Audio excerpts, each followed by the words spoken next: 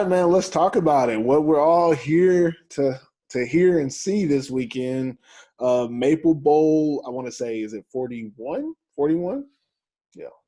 Yeah. Maple Bowl 41 or XLI in Roman numerals. XL1 in Roman numerals. It's going to be here in Lahti. That's where I live, guys. Kuopio Steelers versus Helsinki Wolverines. Kuopio Steelers are the 1 seed. Wolverines are actually the 3 seed, so that's a very interesting matchup. Last time these two teams played, I know Steelers had 70 and Wolverines did not have a lot. I can't remember the score off the top of my head.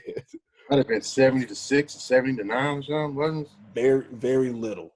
So we're just gonna let's get into these two teams before we talk about like the matchups and stuff. But just looking at the number 1 seed, the Kuopio Steelers, some guys you need to know going into this game: quarterback Seth Peters, playmaker; running back Lamar Carswell; wide receiver Tino Ndongo. Also, all 3 of these guys are all-stars this season, already been selected. Just putting that out there as well. Newcomer Max Zimmerman playing wide receiver, finished up the season for them. He is the go-to guy. Defensive side, Simi Rajay, linebacker A.J. Wentland, linebacker Cadell King, and defensive back Tommy Kachoa. This team is full of stars. That's all I'm trying to say. It's like there's stars out here. I named like 10 guys, and I'm pretty sure 8 of them are on the All-Star team. Like, this is how good this team is. They're stacked. They've been stacked since week 1, and they've basically been pounding people every week besides that one loss that set them back. And since then, they got mad and put up 70 the next week, if I'm not mistaken, against the Wolverines, coincidentally. But I just want to get into it with this team. Talking about the Kuopio Steelers, what is something you think is a key for them to be successful in this Maple Bowl, Q? I think a dominant defensive game for them will probably be the first thing that can sum up what they need to do in this game. They have the players, all those names that you named. They need them to be the best they can be in this game. They need to make it simple for Seth on offense. Make it, give the ball to Carswell, give the ball to Seth. The more that they touch the ball on offense, the better it is for them. If they don't, if the defense gives up long drives to Chris Forcier and Sebastian and Mickey, then it's going to be a close game. But I think Kuopio really needs a defensive dominant game to start it off.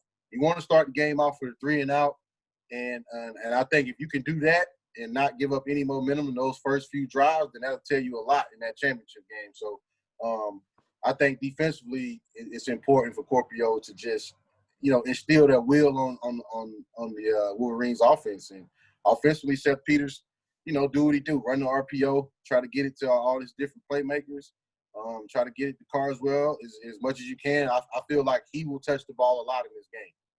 I think he will touch the ball a lot in this game. And just to if they go up early, then it's gonna be a long day for the Wolverines. So I think that's could go either way, but I think defensively is where they need to start first. Yeah, I'm just going to talk about the other side, the offensive side. I think for the Steelers, Lamar Carswell, have him involved early, and it's a wrap. This guy is fast. Like, his speed is I mean, I think out of him and Alpha, it's a toe for toe of who's the fastest. But I don't think anyone on the Wolverines can really contain his speed because he also has great change of direction and he can get going one way a lot faster than other people. So I guess his explosion, I guess is what I'm describing. If he has a good start and they're able to, stay ahead of the sticks, always be in, second and medium, second and short, third and short situations where you can run or pass, then they're golden because his running ability will set up their pass game, and you can't really focus on one or the other. If they get into situations where the Wolverines bottle him up early and they're forced to go into a more intermediate to long pass game, they're in trouble. No offense to the offense. They have great playmakers, but the offense is built around, hey, you have to respect our run. you have to respect it. You can't just sit back there. You got to bring somebody, or you got to at least step up and try to see where we're going. And I think if Lamar Carswell is utilized the right way, which I'm pretty sure they will do it, they should be fine on offense. And I think that's definitely all they have to do on the offensive side. So moving on to what could stop this team from, winning the Maple Bowl for the first time, which just want to talk on that. This is going to be their third straight Maple Bowl. And finally, they're not playing the Roosters. They're playing a team that they kind of beat soundly last time. Oh, I forgot this narrative. The last time they played a championship was Division I, and they beat the crap out of them then. Disclaimer, I was on the Wolverines that lost in that game. But we won't talk about me. God, look, we have a script, but I'm going off script because I'm just thinking about the game out loud here. But this is a crazy matchup. But yeah, back to on focus. What do you think is something that could stop and prevent the Steelers from winning the Maple Bowl? I think turnovers. If their offense is not on point and they somehow Wolverines create turnovers, and that's giving the Wolverines extra possessions on offense. The more that Chris Fortier touched the ball is more dangerous for that defense too. They only can contain him so much. I think he was a little nicked up the last time they played each other, but now he looks healthy. I know he's a vet, so I know he'll be giving all this game. So if Scorpio, just if they turn the ball over, then obviously, yeah, you give the other team offense more chances to put points on the board. So I think that's the only real thing that could hurt them, because defensively they're just so sound. Yeah. Wolverines have receivers. They do have playmakers, but I think still a lot. I mean, that's the Royals got a lot. I'm not Royals, but the Steelers got a lot. Yeah. The Wolverines, you know what I mean? Like they have a lot. Like, I don't want to take anything away from the Wolverines getting there, but I just feel like this is a big obstacle. But Scorpio is stacked, man. They stacked on defense. They stacked on offense. Like it's gonna take a lot to beat them. And I think one thing that could hinder them from that is just turnovers.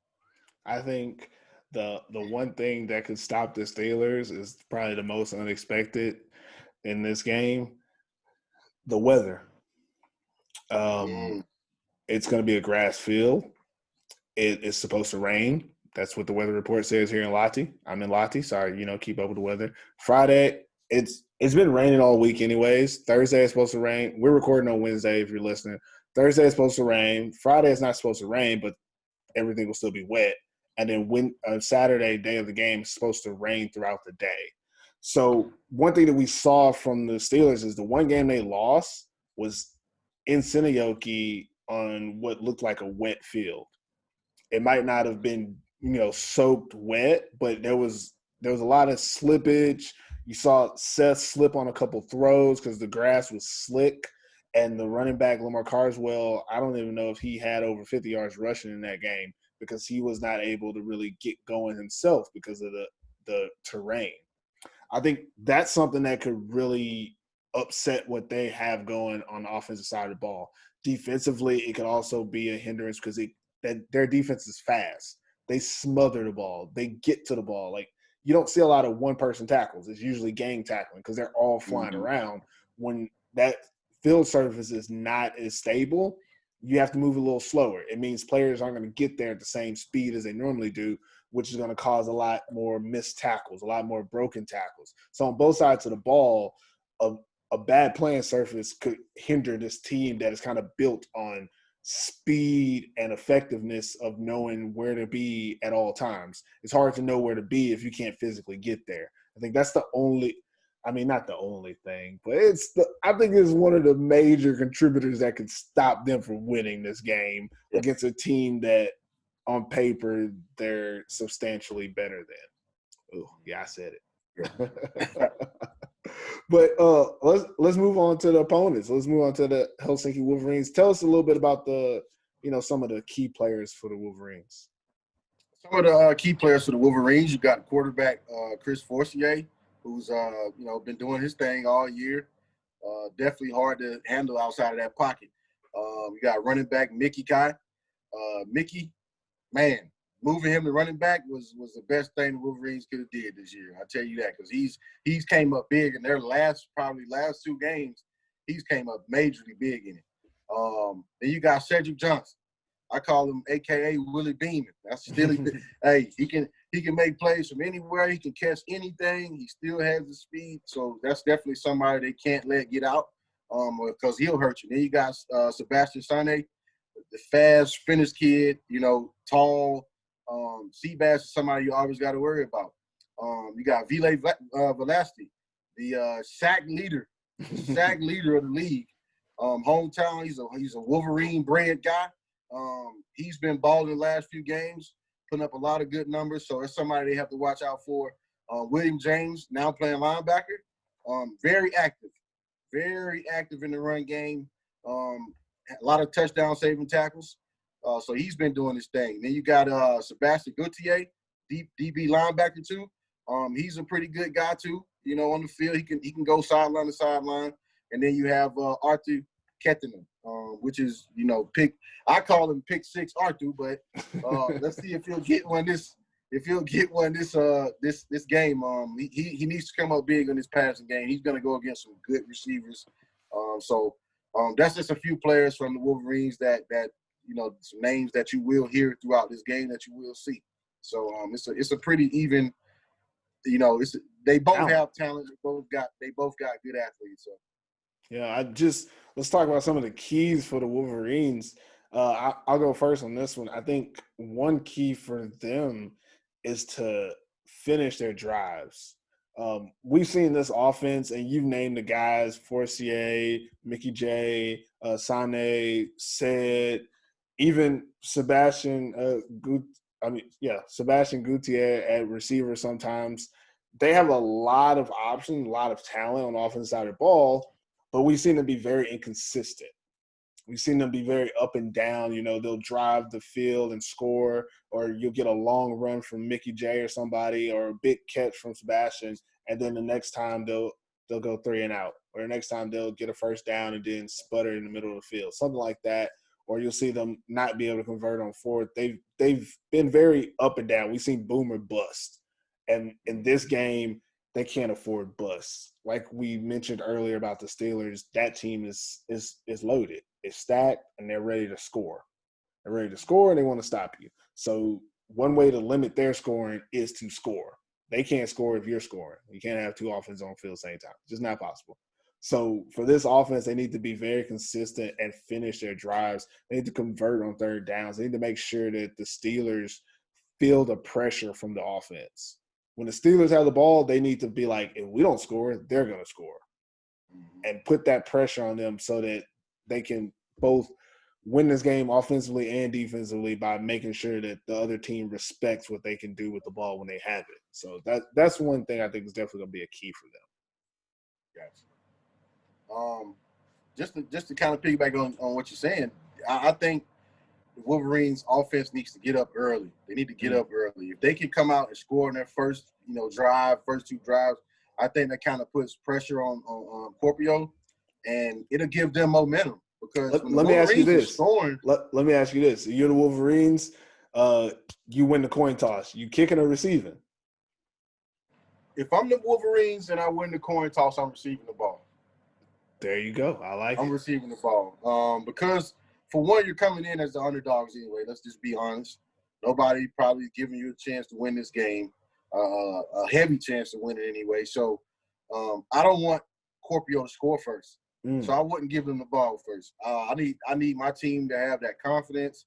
I need my team to go out and show me what they're going to do offensively, because that's pretty much how they're going to win this game. They're going to have to score more points than Corpio.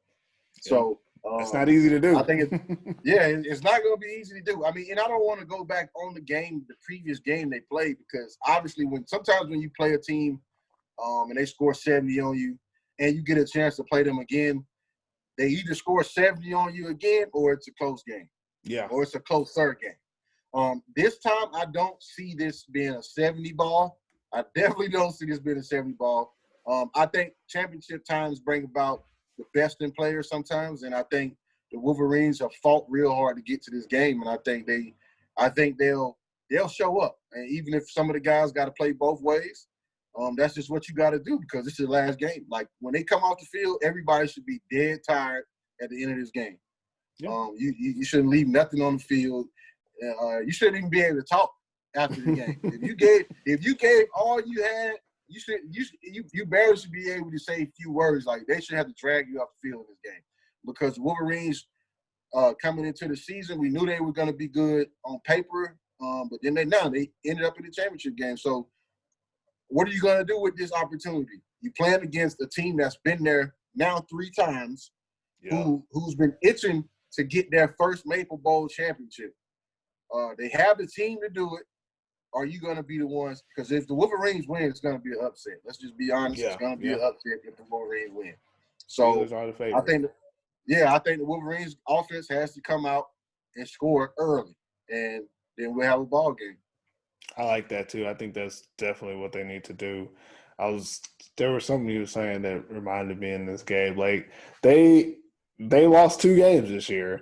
They kind of avenged the first loss. So now they're looking to avenge another one. I mean, the storyline is crazy. If they win, oh my gosh, like there's a lot to play for. If you're a Wolverines fan or a Wolverines player, or even just like that, the team colors blue and gold.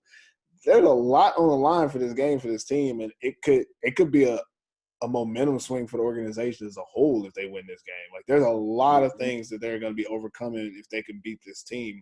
But that leads me to the obstacles in the way. Like, what can stop them? I think one thing that could definitely stop the Wolverines from winning this game is momentum. And again, I'm always trying to think outside the box. I wish I could draw a little box here. The Wolverines team, like I said earlier, they've been a lot of boom and bust. But this Kuopio team, we saw them last week take the life from the Crocodiles with that screen pass, running off to the locker room, touchdown before the half. In the second half, put your foot on their neck. The Wolverines in this game, I feel like if they keep it close, like we both are thinking that they will, you're going to have a back and forth game. This team goes up by 3. This team goes up by 4. This team goes up by 2. Will they be able to play through that momentum? Will they be able to always take it back? Because when the Steelers get the momentum, they don't share it. They're not a very, hey, you can have a little here. They take the momentum and they run off with it. I think the Wolverines in this game, they're going to have to fight that momentum. I feel, even though the game is in Lahti, I think the Steelers' home crowd is going to show up big. I think the Steelers have a more a home presence, even at their home games, than anyone else in the league. And even when they travel to Helsinki, their crowd comes with them. And I think Lahti won't be any different. I think that we'll see a lot of people at the game, but not a lot of, Wolverines fans. But I think we'll see a ton of Steelers fans. And we're going to see a whole lot of Roosters people that are just there because they like, well, they have nothing else to do. No shade, Roosters, just saying. Y'all come out here to Lahti. It's close. But what do you think about some of the obstacles for the Wolverines, not the Roosters? I think, like you said earlier, the inconsistent play, not finishing drives, any turnovers. If they come in with this inconsistent offense, the game is going to be over early, I think. The next obstacle is the obvious one, run stopping. They didn't do a good job of that against this team. And, man, Sebastian Gautier and Will James, man, they're going to have a lot on their hands this game. I'm curious to see what Coach Manley is going to do coming into this game defensively because, like he said, he had his safeties moved down, but you're going to need those guys. You're going to need them in the passing game too. And I'm just curious to see what he'll do. I foresee Sebastian and Mickey playing safety with them at linebacker. I think you have to do that just for the simple fact of just what they have on their offense. But I think the second obstacle is just run stop. They have to be able to stop the run. If they don't do that, then it's going to be a long day, and everybody on defense will just be tired. And on the guys that's playing offense, that's playing both ways will be tired because they'll be on the field all the time. So I think that's one of the biggest obstacles too. Yeah, I agree with you totally on that. They definitely got to stop the run. Interesting thing, I don't think anybody stopped the run this entire season. But actually, going back to the first week, the Wolverines stopped Christian Powell. He only had, I want to say, like 32, 33 yards. So bring that magic back however you did that. Try it again against the Steelers. But moving on, the last thing I want to talk about this matchup is the storylines. I've been hitting at it because I've been just thinking as we were talking, like, oh my God, the storylines. Like, what do you think is the biggest storyline like heading into this game? Like in your thoughts, what do you think is like? Man, at first I'm thinking, is the Scorpio Steelers going to turn into the Buffalo Bills? That's the first thing, because besides, I think San Diego Crocodiles might have been the last team to go to the championship, I believe, at least 2 times, 3 times and lose. So is Scorpio finally going to get over that hump? The Roosters are not in the championship game, and it shouldn't be about the Roosters. Let's say that. Yeah. Like, this shouldn't be about the Roosters. But let's be honest. A lot of people still thought they would be in that game. I was one of them. Like, I still thought they probably would make it, to the championship game. It didn't happen. So now we got these 2 teams. Now, like you said, this could be big implications for the Wolverines organization.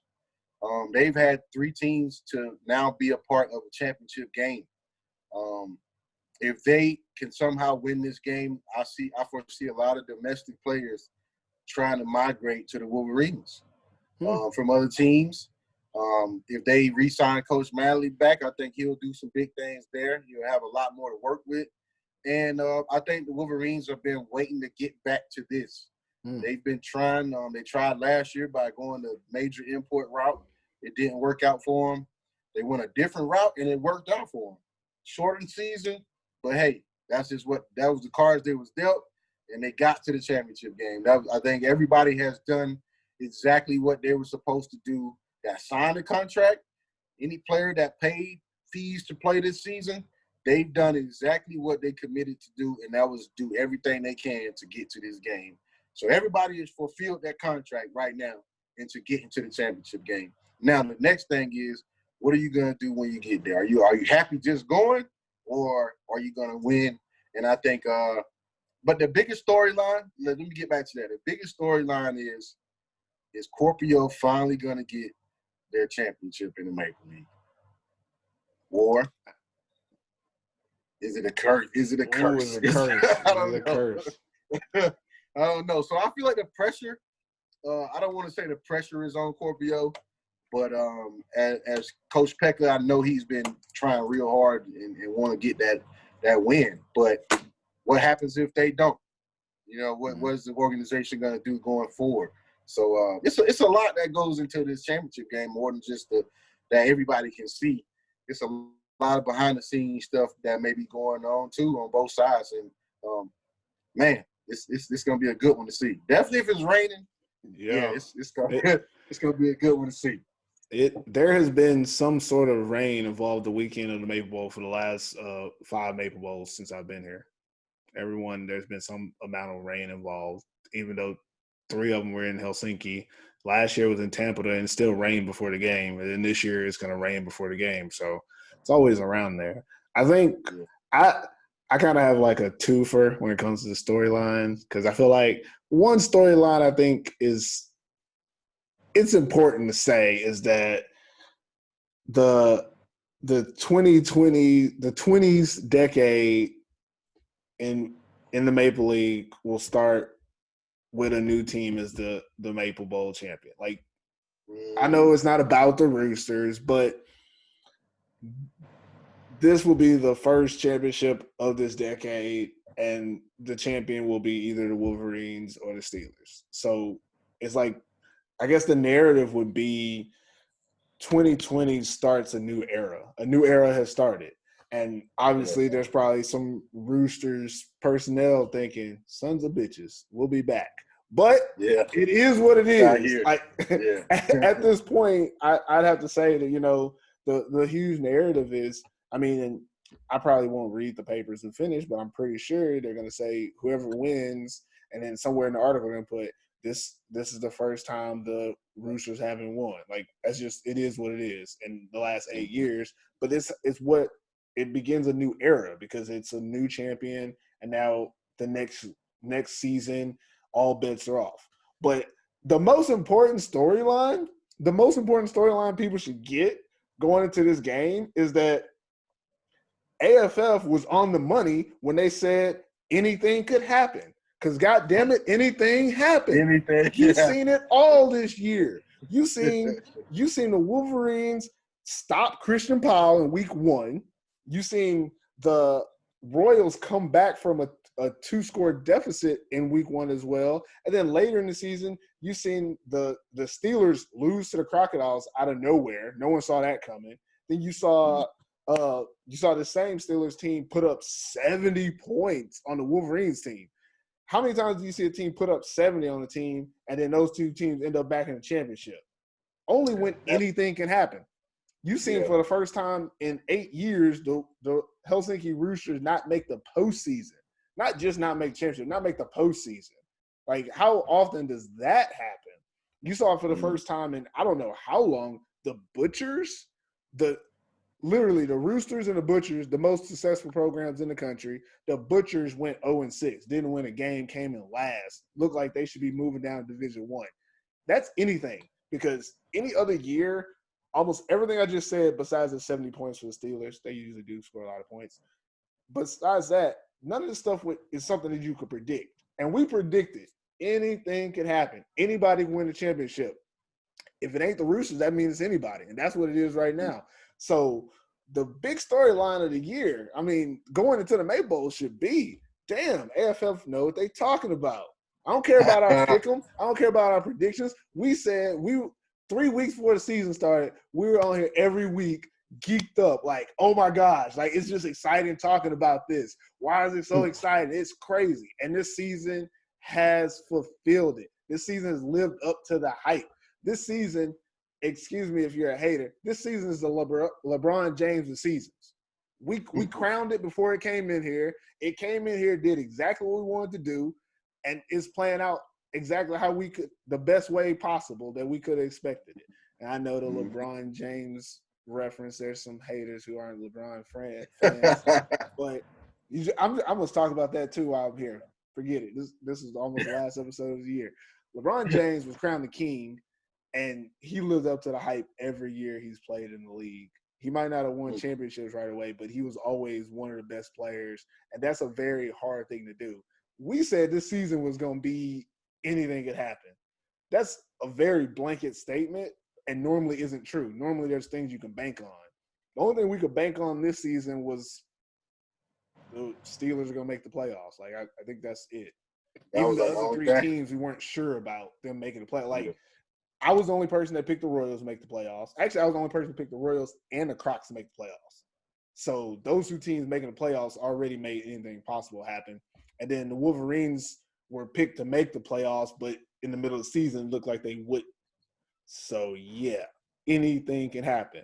So, yeah, I don't know what else I was talking about, but the main storyline is we were right. And slide my DMs now and tell us how right we were about anything happening in 2020, because that's how it's going down. Yeah, Maple Leaf. We appreciate it, though. Yeah, man. But that's it. Anything you want to say about this game before we slide into our exit up out of here? I think we said everything that was need to be said. I mean, I just want to see I want to see a good game. You know, I like guys. I know guys on both teams, and I know Coach Pecker from playing against him for years, and I want to see him get his first championship in the Maple League too. And I also like Coach Manley. So yeah, it's I just want to see a good football game from both sides. No sloppy play. I just want to see both teams come out and give their best. And whoever comes out on top, they deserve it. And like you said, it's the new era.